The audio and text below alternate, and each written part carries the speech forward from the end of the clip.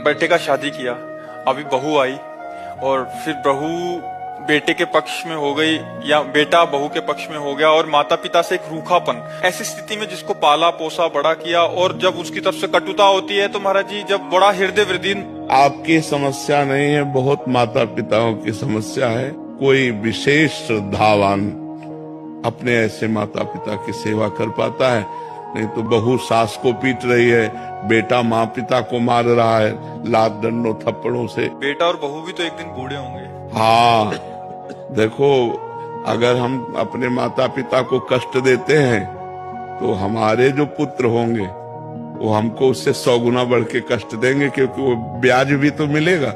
तो इसलिए नए बच्चों को ये ध्यान रखना चाहिए कि वो भी किसी दिन माता पिता बनेंगे और वो किसी दिन वो भी बूढ़े होंगे।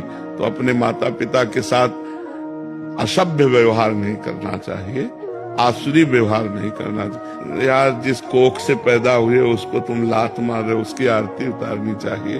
तो हमें लगता है आज हमारे नौजवानों को अध्यात्म श्रवण करने की आवश्यकता है।